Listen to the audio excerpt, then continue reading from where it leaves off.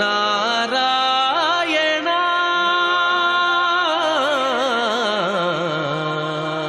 నారాయణ నీ నామమే గతిక కోరికలు మాకు కొనసాగుటకు నారాయణ. నీళాతుంగస్తనగిరితటీ సుప్తముద్బోధ్య కృష్ణం పారార్థ్యం స్వం శృతిశతశిరసిద్ధమధ్యాపయంతి స్వోచ్ఛిష్టాయాం సజి నిగళితం యా బలాత్కృత్య భుంక్తే గోదా తస్యై నమ ఇదమిదం భూయ ఏవాస్తు భూయః. ప్రియ భగవద్బంధువులారా, ఈనాటి నుంచి ధనుర్మాస వ్రతం ప్రారంభమైంది. సూర్యుడు ధనురాశిలో సంక్రమించాడు. మానవాళికి అందరికీ కూడా ఈ ధనుర్మాస కాలం చాలా ఉత్తమమైనటువంటి కాలం. ఉత్తమత్వం దేన్ని బట్టి అంటే ఈ మాసం ఒక ఏడాదిలో ఉత్తమమైనటువంటి సత్వగుణాన్ని పెంచేటటువంటి కాలం. కాలాన్ని రెండుగా విభాగం చేశారు ఒక ఏడాదిని. ఉత్తరాయణం, దక్షిణాయనం అని అంటారు. ఉత్తరాయణాన్ని దేవతలకి పగలుగా, దక్షిణాయనాన్ని దేవతలకి రాత్రిగా భావిస్తారు. పగటిపూట మానవుడు పని చేసుకుంటాడు, రాత్రిపూట విశ్రమించినట్టే మానవుల్లో కూడా దేవతలకి పగటిపూట దైవీ శక్తులు మేల్కొంటాయని, రాత్రిపూట దైవీ శక్తులు విశ్రమిస్తాయి అని అంటారు. మనిషిలో దైవీ శక్తుల్ని బాగా పెంచుకోవాలి అని అనుకునేటటువంటి వ్యక్తి ఉత్తరాయణ కాలంలో జాగ్రత్తగా తన యొక్క కార్యక్రమాల్ని చక్కదిద్దుకున్నట్టయితే దైవీ శక్తుల్ని బాగా పెంచుకోవచ్చు, మంచి స్వభావాన్ని పెంచుకోవచ్చు. ఒక రోజులో పగటిపూట రజోగుణం పెరిగి ఉంటుంది, రాత్రిపూట తమోగుణం అధికంగా ఉంటుంది. తెల్లవారుతూ ఉండేటువంటి సమయంలో సత్వగుణం, మంచి స్వభావాలు బాగా మేల్కాంచి ఉంటాయి. దాన్ని బ్రాహ్మీ ముహూర్తం అని అంటారు. ఏడాదిని మొత్తం తీసుకున్నట్టయితే ఈ ధనుర్మాస కాలం రాబోయే ఉత్తరాయణానికి ముందుండే కాలం కనుక దీన్ని ఒక ఏడాదిలో బ్రాహ్మీ ముహూర్తం లాంటిది అని అంటారు. కనుక ఇది చాలా సాత్వికమైనటువంటి కాలం. సాత్వికమైనటువంటి ఫలాలు కోరేటువంటి వాళ్ళకి ఇది ఆచరించడానికి యోగ్యమైనటువంటి వ్రతాలన్నింటినీ కూడా సక్రమంగా ఆచరింపచేసేటటువంటి కాలం కనుక ఇది చాలా మంచి కాలం.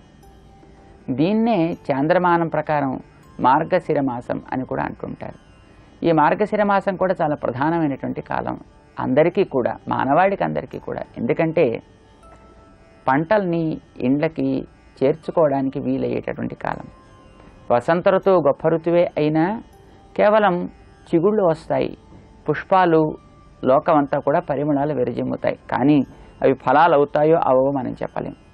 కానీ మార్గశిర మాసం ఓ 3-4 నెలల కాలం రైతన్న శ్రమపడ్డ ఫలితం అంతా కూడా అతని ఇంటికి చేర్చేటటువంటి కాలం, పంట చేతులకి అందేటటువంటి కాలం కదా. పంట అందితే లోకం ఆహారాన్ని తను తిని జీవించగలుగుతుంది. కనుక లోకాన్ని జీవింపచేసే ఆహారాన్ని అందించేటటువంటి కాలం మార్గశిర మాసం కనుక ఇది కోరుకున్నటువంటి ఫలాలన్నిటినీ కూడా అందరికీ అందించేటటువంటి కాలం. భౌతిక ఫలాలైతే వాటిని, ఆధ్యాత్మిక ఫలాలైతే వాటిని కూడా అందించే మంచి కాలం కనుక మనమంతా లోకహితాన్ని కోరుకునేటటువంటి వాళ్ళం కనుక ఆ లోక క్షేమం అనేటువంటి ఫలితాన్ని అందించేటటువంటి కాలం కూడా ఈ మార్గశీర్ష మాసం అనేటువంటి కాలం కనుక ఈ కాలంలో లోక క్షేమాన్ని కాంక్షిస్తూ తద్వారా మన క్షేమాన్ని కాంక్షించుకుంటూ మనం ఈ ధనుర్మాస వ్రతాన్ని ప్రారంభం చేద్దాం. గోదాదేవి తాను ఈ ధనుర్మాస వ్రతాన్ని 30 దినాలు ఆచరిస్తూ 30 పాటలు పాడింది. అవి మనం కూడా పాడుకుంటాం. ఒక్కొక్క పాటలో ఒక్కొక్క రకమైనటువంటి మనసులో సత్వగుణాన్ని పెంచే రీతిని మన ఆండాళ్ తల్లి మనకు వర్ణించి అనుభవించి తాను అందించింది. దాన్ని మనం కూడా పాడుకుందాం. గోదాదేవి వ్రతాన్ని ఆచరించడానికి పూర్వరంగాన్ని మనం తెలుసుకున్నాం. గోదా గోపిక భావనలో వ్రేపల్ల చేరింది. మనం కూడా వ్రేపల్లలోనే ఉన్నాం ప్రస్తుతం. శ్రీకృష్ణుడు నిన్నటి రాత్రి అందరినీ కూర్చుండచేసి ఆచరించాల్సిన వ్రతాన్ని గురించి చెప్పి తాను తన భవనానికి చేరాడు. మిగిలినటువంటి గోపీజనం అంతా వారి భవనాలకి చేరారు. అందులో ముందు లేచినటువంటి గోపిక తనతోటి చేరి ఉండే వారందరికీ కూడా ఆచరించబోయేటటువంటి వ్రతాన్ని గురించి ముందుగా తాను వివరిస్తోంది ఓ అందమైనటువంటి పాటలో. ఆ పాట ఇలా ఉంటుంది. మార్గழி திங்கள் மதி நிறைந்த நன்னாளால் நீராடப் போதுவீர் போதுமினோ நேரிழையீர் சீர்மல்கும் ஆய்ப்பாடி செல்வச் சிறுமீர்கள் கூர்வேல் கொடுந்தொழிலன் நந்தகோபன் குமரன் ஏரார்ந்த கண்ணிய சோதை இளம் சிங்கம் கார்மே நிச்செங்கண் கதிர்மதியம் போல் முகத்தான் நாராயணனே நமக்கே பறை தருவான் பாரோர் புகழ படிந்தேலோரெம்பாவாய். ఆండాళ్ తిరువడిగళే శరణం. ప్రతి పాసురానికి చివర ఏలోరెంబావాయ్ అని ముగుస్తూ ఉంటుంది. ఇది మన వ్రతం సుమా అని దానికి అర్థం అన్నమాట. చేరిన వారందరితోటి వ్రతానికి మన ఆండాళ్ తల్లి వారిని సంసిద్ధులని కావిస్తూ వివరిస్తోంది. ఏమిటి మనం చేసేటువంటి వ్రతం? మొట్టమొదట కృతజ్ఞతని కాలానికి ఆవిష్కరిస్తోంది. కాలం కదా మనందరికీ ఉపకారం చేసేది. కాలం అనుకూలిస్తే మనం ఇలా పుట్టాం, ఇలా పెరుగుతున్నాం, ఇలా బ్రతుకుతున్నాం. కాలం అనుకూలిస్తే మంచి పనులు చేస్తున్నాం, కాలం అనుకూలించకపోతే అట్లాగే ఉంటున్నాం. ఇంతకాలం భగవంతుడిని మనం గుర్తించలేక ఉన్నాం అంటే కేవలం కాలం అనుకూలించలేకనే కదా. ఈవేళ మనమంతా కూడా శ్రీకృష్ణుని సేవించడానికి యోగ్యులం అయ్యాము అనంటే, శ్రీకృష్ణుడి కోసం వ్రతాన్ని చేస్తున్నాం అనంటే, శ్రీకృష్ణుడి ద్వారా వ్రతం మన చేత జరుగుతోంది అనంటే కేవలం అది కాలం అనుకూలించడం కనుక ముందర మనం కాలానికి కృతజ్ఞత చెప్పుకోవాలి. సామాన్యంగా లోకంలోనే ఏదో ఒక పుట్టినరోజు, ఒక వివాహపు దినం, ఇలాంటి రోజుల్ని మనం జ్ఞాపకం పెట్టుకుంటూ ఆ రోజు మీద ఉండే కృతజ్ఞతను ఆవిష్కరించుకుంటామే. మనిషికి సాత్విక స్వభావాన్ని పెంచుకోవడానికి అనువైనటువంటి ఒక కాలం నీకు సమీపించిందంటే దానికి కూడా కృతజ్ఞత చెప్పుకోవాలి కదా. రండి ముందు మనమంతా కూడా ఒకసారి కాలాన్ని స్మరించుకుందాం అంటూ మన ఆండాళ్ తల్లి అందరినీ సమీకరించి వారందరికీ కూడా వ్రతం ఆచరించబోయే కాలాన్ని గురించి శ్లాఘిస్తోంది. ఇది మార్గళి తింగళ్, ఇది మార్గశీర్ష మాసం. ఏమిటి మాసానికి గొప్పతనం? మది నిరైంద నన్నాళ్ ఆల్, చంద్రుడు తన పూర్ణ కళలతోటి నిండి ఉండేటటువంటి మంచి దినాల్ని మనకి అందిస్తుంది. ఈ మార్గశీర్ష మాసానికి ఉండే గొప్పతనం ముందు మన అమ్మ చెబుతోంది. మార్గశీర్ష మాసం పంటలని ఇండ్లకి తెచ్చి ఇండ్లని ధనధాన్యాదులతోటి కళకళ్ళాడేట్టు చేసేటువంటి మాసం కనుక ఇది మాసాల్లోకెల్లా మంచి మాసం. అంతేకాదు ఇది మరీ ఎక్కువ వేడి కానీ మరీ ఎక్కువ చల్లదనం కానీ ఇంకా ఉండనటువంటి కాలం. ఎండాకాలం వెళ్ళిపోయింది, వానాకాలం వెళ్ళిపోయింది, శీతాకాలం పూర్తిగా ప్రవేశించలేదు.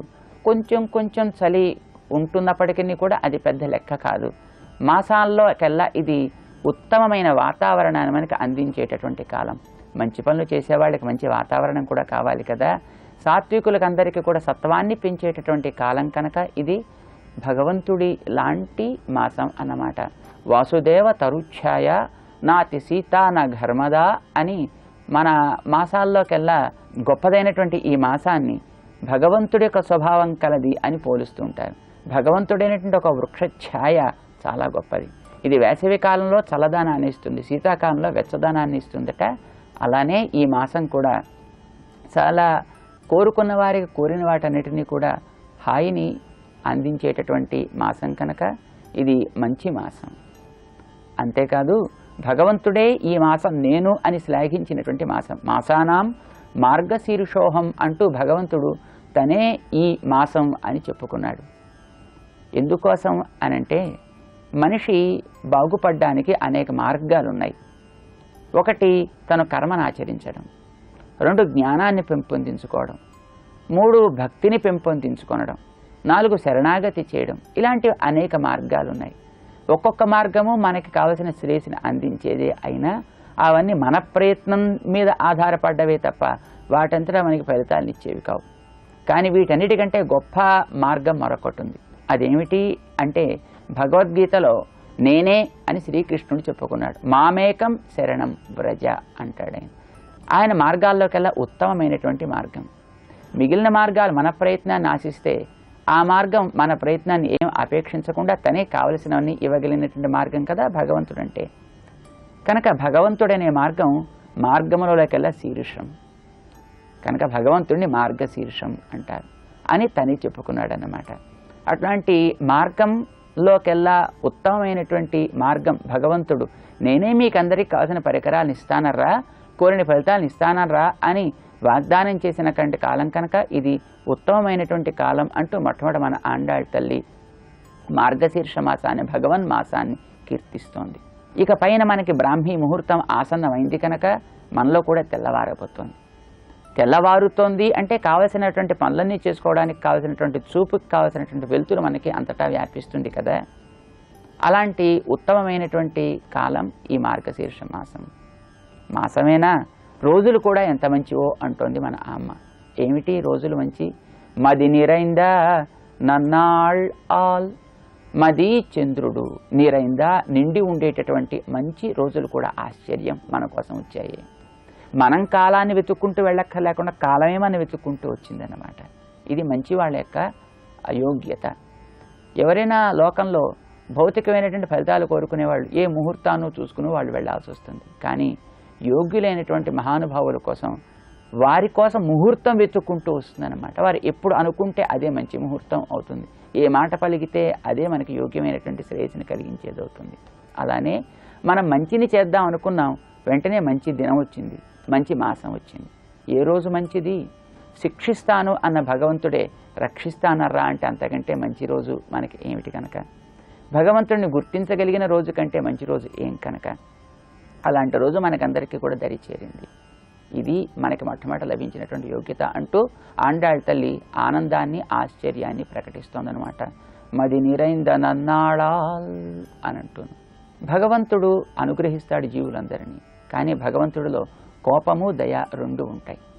చెడు పనులు చూసి కోపం వస్తుంది, అయ్యో నా వాళ్లే అని దయ కలుగుతుంది. కోపం వచ్చినప్పుడు శిక్షిస్తానంటాడు మంచి మార్గంలో పెట్టడం కోసం. అయితే భగవంతుడిని మనం నేరుగా ఆశ్రయించడం కంటే భగవజ్ఞానం కలిగినటువంటి ఒక పెద్దల ద్వారా ఆశ్రయించడం ఉత్తమం. అలాంటి పెద్దలు మనకి గురువులు అని అంటాం. ఆ గురువుల్లో కోపం ఉండదు, కేవలం దయ మాత్రమే ఉంటుందన్నమాట. కనుక భగవంతుడి దయ కంటే గురువుల దయ శ్రేష్టమైనది అని అంటాం. రెండు కోపము అనుగ్రహం కంటే కూడా కేవలం అనుగ్రహమే ఉంటుంది కనుక గురువుల యొక్క దయ చల్లటి చంద్రుడు లాంటిది. చంద్రుడు కాంతిని స్వతంత్రంగా ఇవ్వడు. సూర్యకాంతే చంద్రుడి మీద ప్రతిఫలిస్తే మనకి అది అందుతోంది. కానీ సూర్యకాంతి లాంటి తైక్ష్ణ్యం దాంట్లో ఉండదు, ఆహ్లాదకరాన్ని అది మనకు అందిస్తూ ఉంటుంది. అట్లానే భగవంతుడి యొక్క అనుగ్రహం కొంచెం తీక్ష్ణమైతే గురువుల యొక్క కటాక్షం మనకి చంద్రకాంతి వలె చల్లనిది. కనుక మన ఆండాళ్ తల్లి అంటోంది, గురు కృప వంటి చల్లటి చంద్రకాంతులు నిండి ఉండేటటువంటి కాలం ఈ కాలం కనుక మనకి పెద్దల కటాక్షం కూడా స్పష్టంగా చక్కగా కలిగేటటువంటి కాలం ఈ కాలం. ఏం చెయ్యాలి ఈ కాలంలో?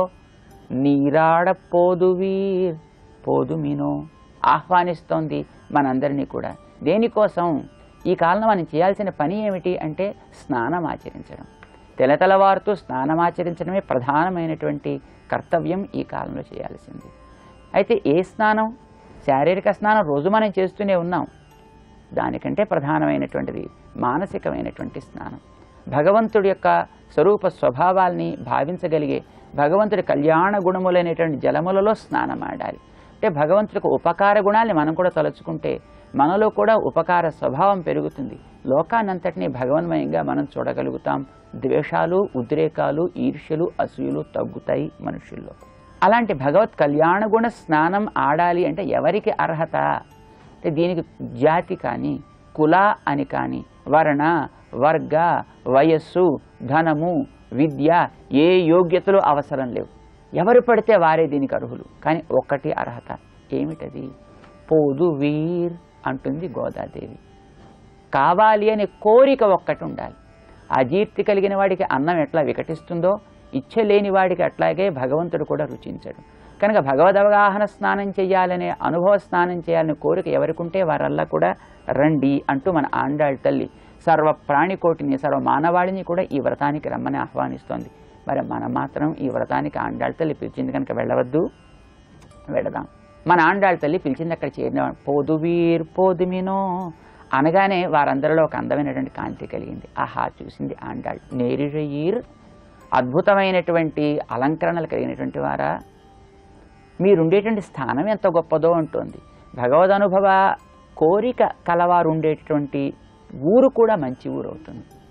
సీర్మల్గుం ఆయిప్పాడి సెల్వత్ చిరుమీరిగాళ్ అంటూ వారందరిని సంబోధించింది.